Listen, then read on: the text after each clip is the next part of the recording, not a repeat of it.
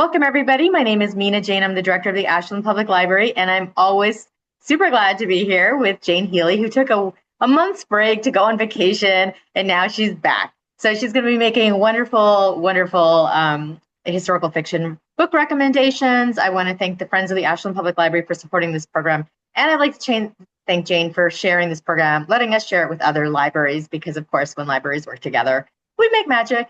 And if you have any questions, feel free to put them in the Q&A, which is a button at the bottom of your screen. If you would like to chat with each other, please do that in the chat.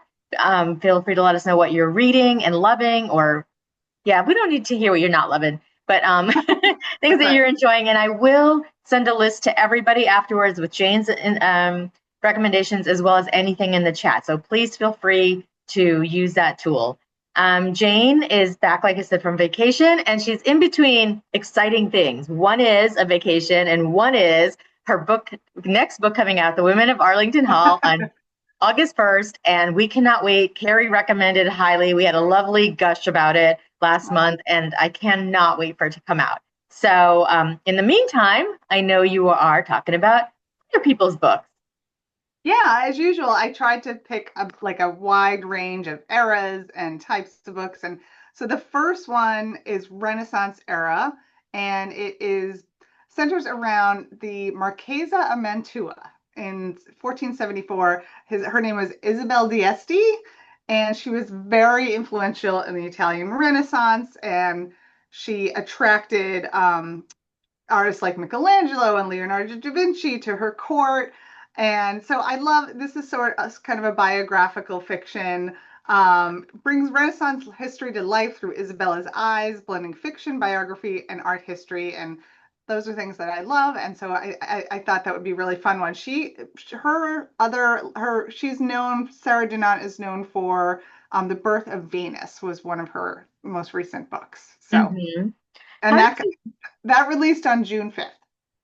Okay. How did you find her? Because I have found it difficult to find different eras in historical fiction. So is this an author you know, or is it somebody that sent you their book? Or how can we learn about books that are of not World War II era? You know, I because we do this and because I do the podcast, I do get a lot of pitches, but this one was from a BookBub list. I love looking at lists like of roundups, and sometimes they're like the best of, and sometimes they're just recommended. And yeah, so this was from a BookBub list, and I'm like, oh, that's interesting, and it's not 20th century, and so that'll, like I said, I wanted to include a mix on here, so I thought we could include that one. You always do a great mix, and I ask lots of questions, but I'm happy for you guys to ask questions as well. And Taryn says in the chat that they love Renaissance era. So do I. We just had a Ren Fair in May. It was amazing. But do you feel like those stories are being more told now because there's a demand for it? There will always probably be a demand for the World War II, but do you think that there's a bigger variety now? I think that as World War II, I agree, there'll always be a demand for World War II, but I definitely feel like World War II is waning a little bit. And so I think that, there's trends in historical fiction. Like when Saturday Evening Girls Club came out, there was like a lot of immigrant fiction, right? And that was 2017. And so I think that, yeah, we will see a return to other eras, which I think is good and exciting. And I think that, it's good to mix it up a little bit. It keeps the genre fresh. So yeah, I think there will be. Yeah, well, I know there's a book at the end of your end of your recommendations today that I love that author, and and they write very different histories. So I can't wait for you to get to that one. But let's go on to your next one. On the next one, so this is a translation. It came out in. Oh, I've got my notes messed up a little bit here. Wait a minute, sorry. This is a translation. It came out in 2023 in Italy and has sold over 500,000 copies. It's called The Letter Carrier by Francesca Giannoni. And it's set in Salento, Italy, 1934. It follows Anna, a woman who becomes the first female letter carrier in a very traditional Southern village. And her views and her independence challenge local norms as she connects the community through her work delivering letters that bind lovers, families, and friends. Of course, there's secrets and passions, and it just sounded like a really, like I said, this won the Bancarella Prize.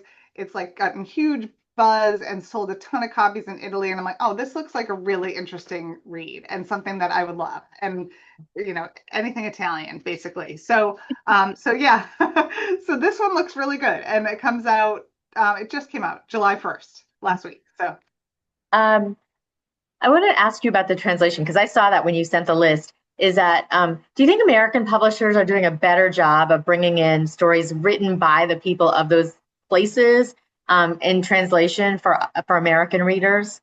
I don't know. I hope so because I think there's so much out there that that they can draw upon. But I'm not really sure. But I think that's one of the things that drew me to this. I'm like, oh, it's an Italian author and a true native writing about native history. I'm excited to read it. Hmm. Yeah, when I was growing up, I mean, I grew up here, but I'm Indian, and when I would go visit my family in India, they were reading books written in America by Americans. So like there wasn't a lot of going that way. There was a lot going towards India, not away from. So I'm just curious about that because I think that there are amazing stories being told by authors in every language, and it would be nice if American publishers were picking up on that. Yeah, I agree. I think that it's certainly due time for that to happen more and more. Hmm. Yeah, I mean, we talk about own voices here, but I feel like that's another aspect of it. Yeah, absolutely. Yeah. Now, I want to ask you about this female letter carrier because I know you did with such a good job of finding books with female protagonists. Do you feel like there's going to be passion in the story or romance because it's a female protagonist?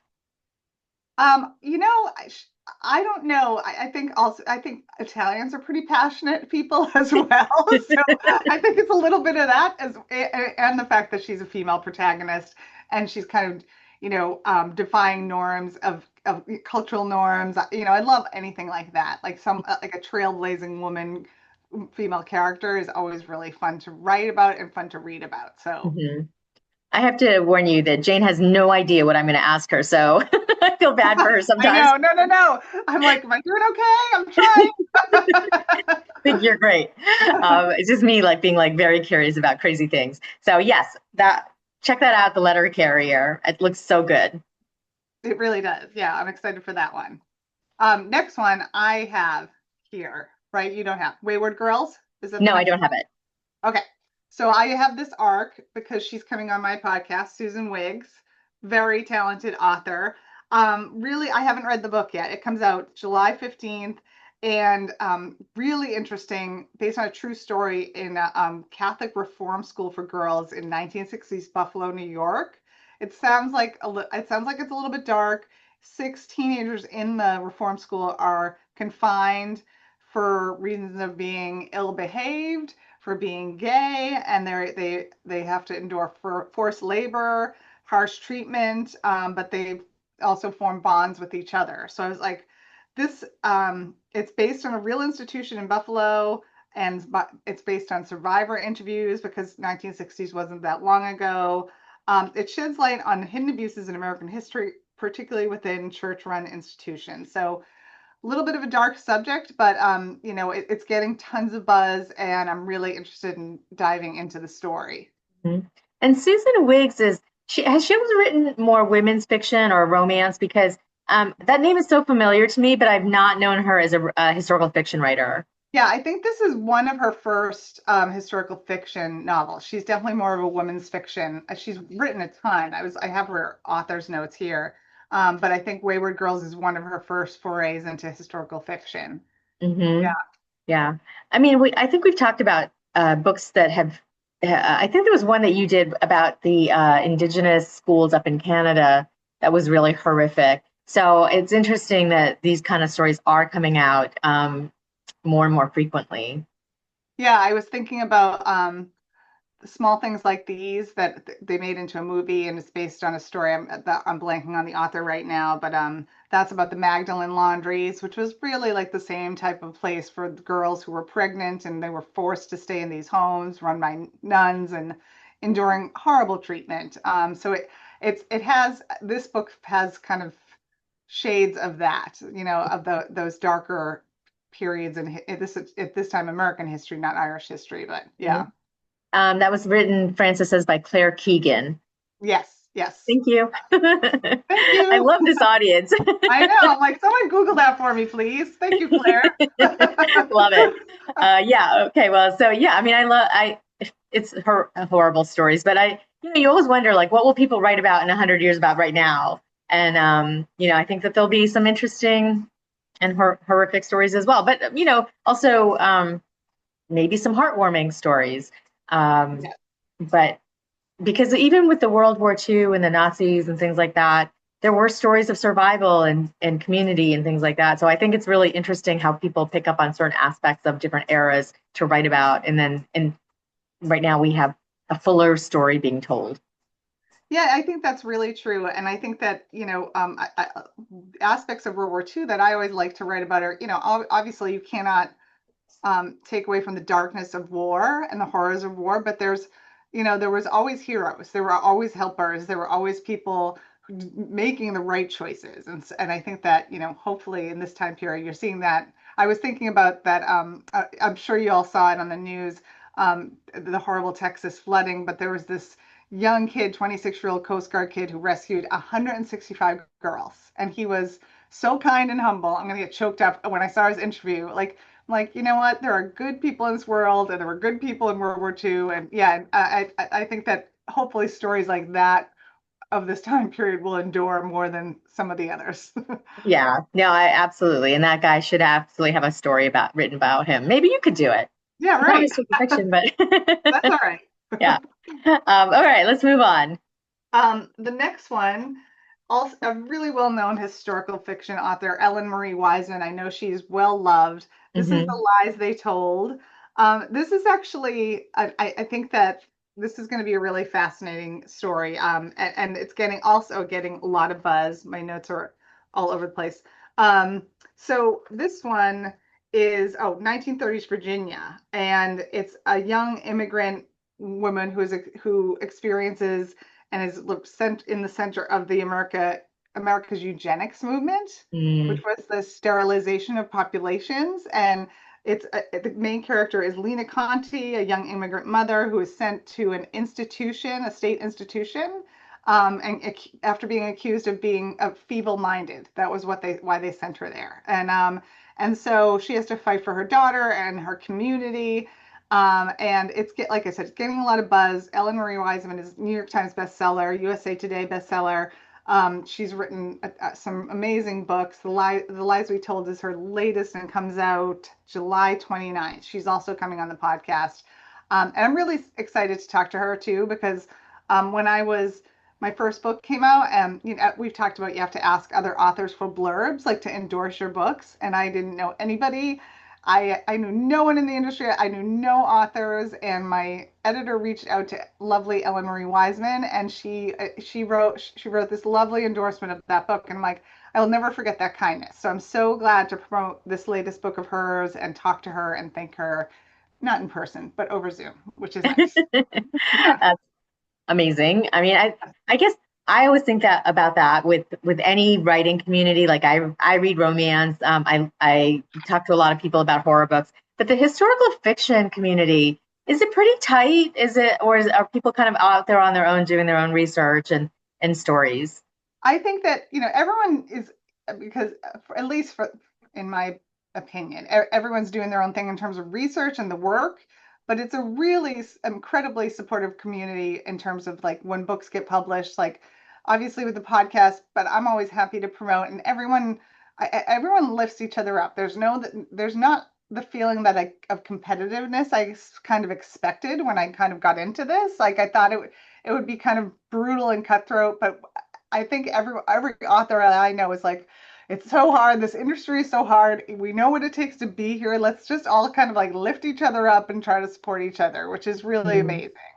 And what is the organization of historical fiction writers that you had mentioned it one time to me? Because I know there's RWA, which is romance writers, and Horror Society of America kind of thing, and Mystery Writers of America. What is for historical fiction? Oh yeah, so they just had the conference. It's a historical novel society That's right. is the organization. They just had the conference, but it was in Vegas in June, which Vegas in June is not my favorite. And I was just getting back from vacation, so I couldn't go. But then I have total fear of missing out, seeing all the pictures of all my friends like posting. I'm sad I missed it, but that's another website, Historical Novel Society, where I get a lot of I can see what's coming down the pike, like what's coming out in the because they have a calendar that goes through the course of the year over what books are coming out what month. So I that's love another, that. and Because they do a lot. They review a lot too, so they do some really great reviews. That's good to know because I mean, like Goodreads is not super helpful to me. There's some other sites that I use, but like having one that is made of historical fiction writers appeals to me. Yeah, exactly. It's great. They do really thorough, obviously well written reviews. So yeah, that's a great site. Goodreads, as an author, I try to avoid because it's a little scary. So, so, so yeah, I go to places like that instead. Cool. All right, so we all have a resource to go to, and let's go to the next one. And I do have a question here. The story graph is much better than Goodreads. The story graph. Have you heard Oh of that? yeah, I have heard of it. I have not used it, but I think that I think it's due time to have a competition like that. Goodreads had some competition because it's Goodreads is not policed well.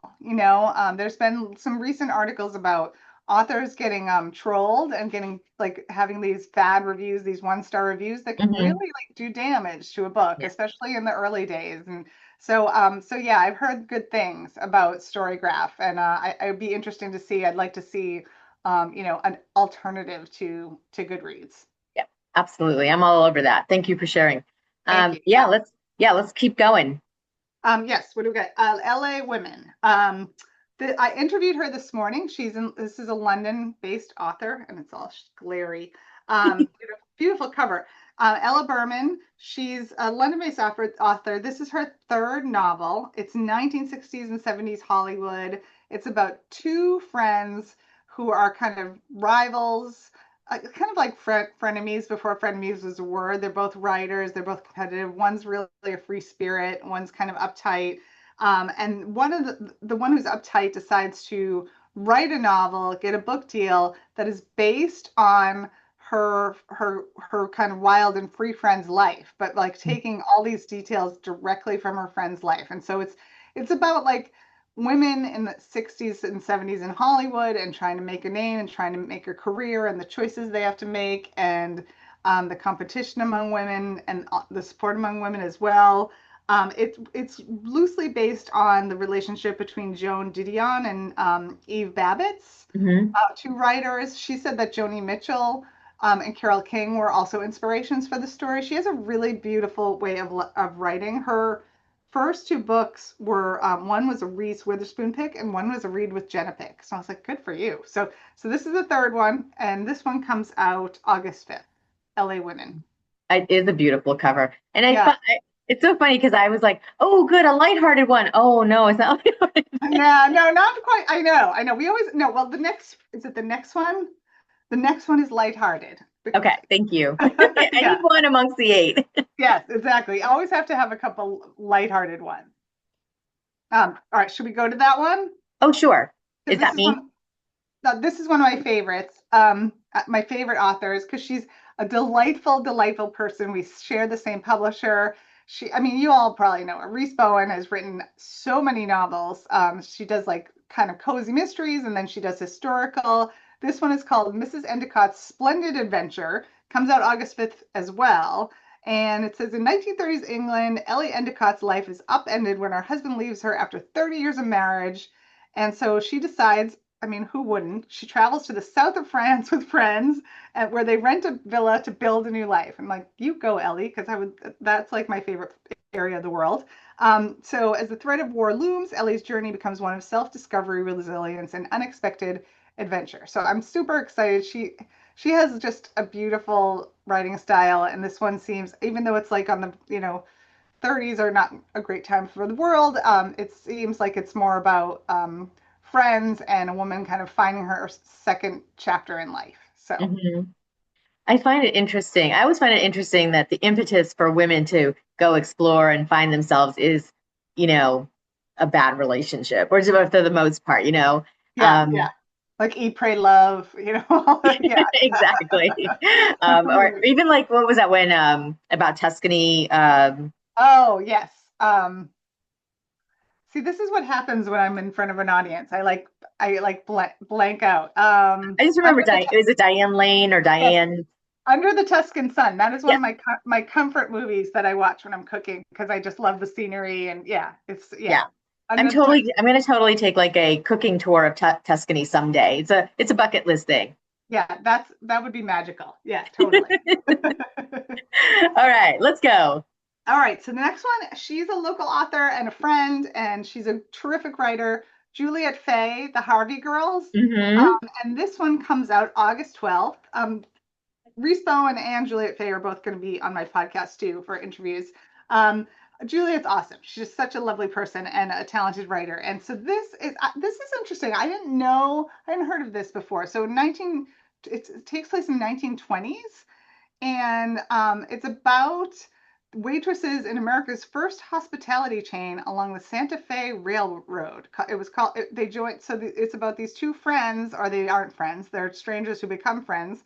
Charlotte Crownshield, Billy McTavish, and they join the Harvey Girls. They're waitresses, and I guess it's like they endured grueling training and homesickness, encounters with the KKK, and this one seems, all in all, like more of also kind of a not as dark of a subject matter. It's more about like women and the limited choices that they had in the 1920s, and this was a really unique choice. And also, it says the Harvey Girls were real life pioneers of women's employment in the hospitality industry. And I'm like, so interesting. So Juliet is known for her richly drawn characters and historical settings. I totally agree.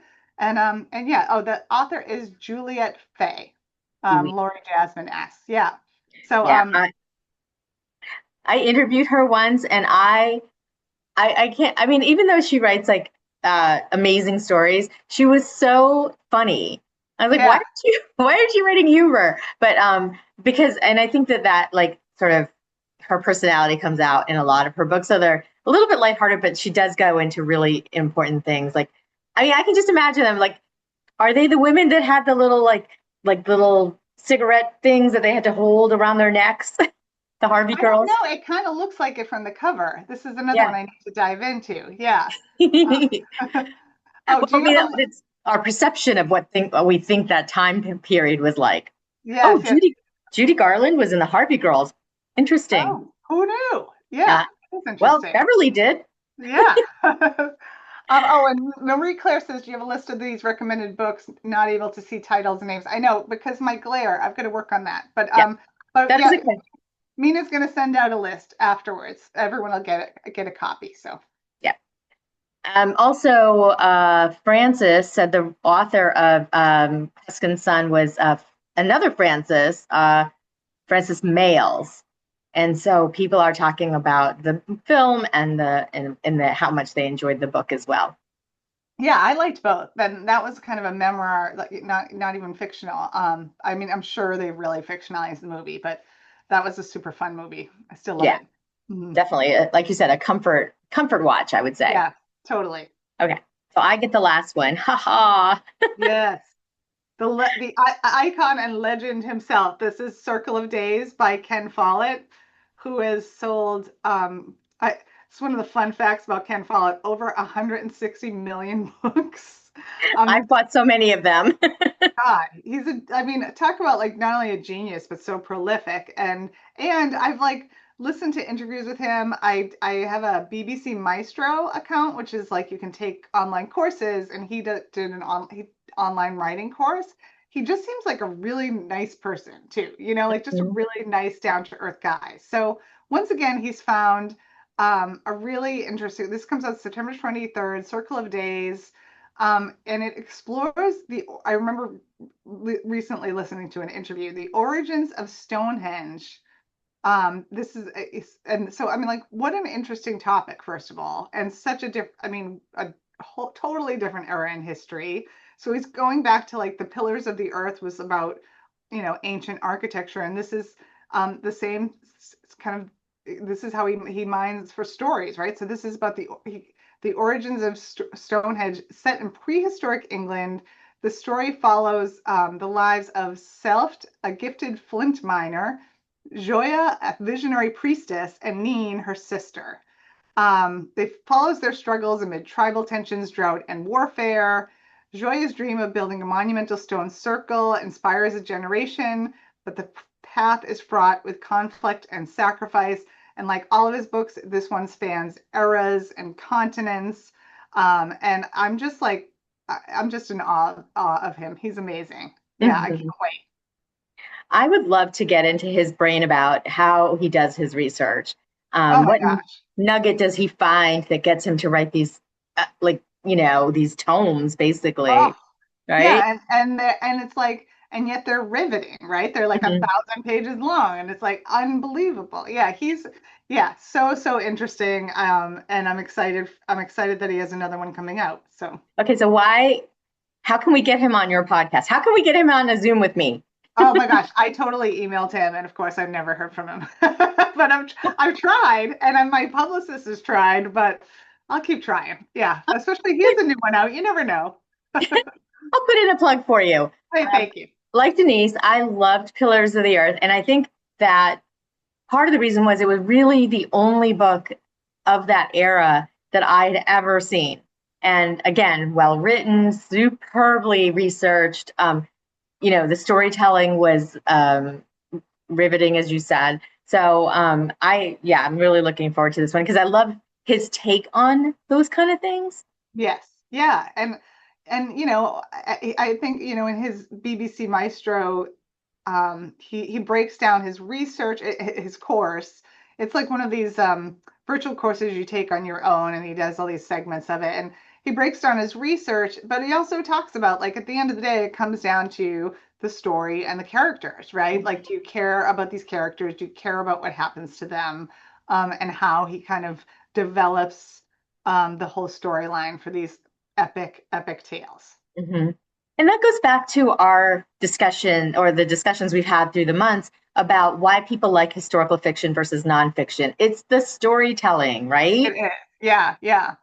Yeah, And I mean, that's absolutely it. And I think that because I get that question, like, why don't you write nonfiction? And I'm like, well, because I want to, sure, of course, I would love for you to learn something about the history that I'm writing about, but my number one goal is to like entertain and excite and delight and, have people enjoy the story. So, Mhm. Right, because and we talked about this too, is the author's notes. Is every historical fiction author will have author's notes to sort of differentiate what parts they made up and which parts are absolutely true or as true as they could be. yes, exactly, exactly. Yeah, and I since my first book, I still obsess over historical details and all and trying to get everything right.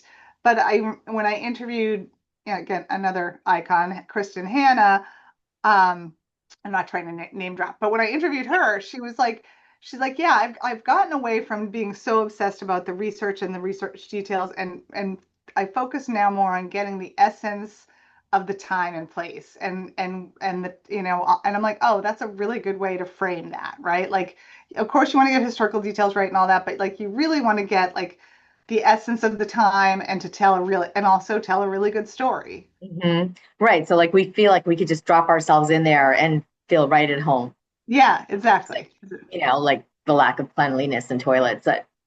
Fine. Right. Well, this has been wonderful as always. Remember, Yay. everybody, Jane's next book is coming out before we see you next time, The Women of Arlington Hall on August 1st. And we'll see you on August 7th. So we'll hopefully hear a little bit about it and how it went with the launch.